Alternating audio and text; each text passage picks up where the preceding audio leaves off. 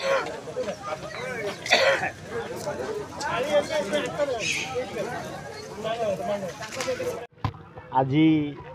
जगतरनाथ जगन्नाथ ठारे मध्य रथ खलारे रथ कार्यक्रम आरंभ होता।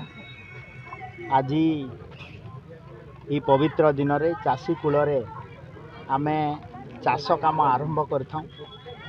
ये अवसर रे आज नयागढ़ जिल्ला रे मु ओडिशा प्रदेश रो माननीय मुख्यमंत्री मोहन शुभंकर हेउ चाषी कूल को हित पहुँचू एवं ओडिशा प्रदेश रो समस्त को अन्न मिलू या ही आज भगवान को पाखरे मोर प्रार्थना। एक्सपीरियंस सर केमते थिला स्वास्थ्य मंत्री किंतु आज धान बुणिया केमते थिला? निश्चित भाव में मु तो जड़े चाषी घर पिला एवं मुझे आ पूर्वर आम विरोधी दल रे थिलु मध्य निज क्षेत्र में मु अक्षय तृतीया पालन करूँ निजे हल बुले पालन करूँ।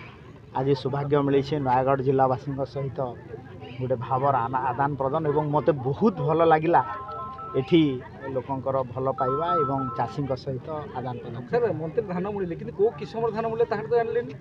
अच्छा निश्चित भाव में यहाँ कौन हुए यहाँ को आम आड़े खरडी धान कहते। मु धानर ना जानी किंतु खरडी धान कहती माने यहाँ धान को आम खेत में बुणी देवा है वर्षा हम वर्षा हेले पुणी बेउषणाटा आम आ पल्हा रुआ हुए ना को हल करी बेउषणा काम कराए बिहुड़ा बिहुड़ा जोटा कहती। तो निश्चित भाव में से तो ज्ञान अच्छे आग धान बुणिले चाष कले आज्ञा निश्चित भाव में आम थरे गोटे काश हल होता धान बुणा हुए पुणी थे हल करते बीजेपी आसा कृषक मान केते तत्पर प्रकाश पड़ुची ये सरकार केते उत्तरदायी? अच्छा निश्चित भाव में ये नुआ सरकार आसला परे मोर गोटे मु विधानसभा गोटे तथ्य रखी मन थी लास्ट सेशन ये नुआ सरकार आसवा पूर्व जो विरोधी दल रे थिलु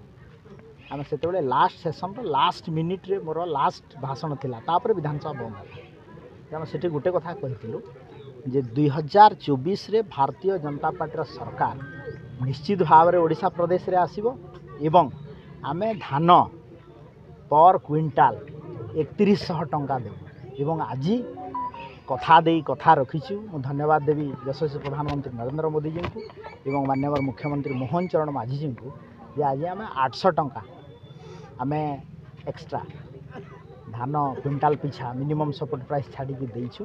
तो निश्चित भाव में यहाँ सब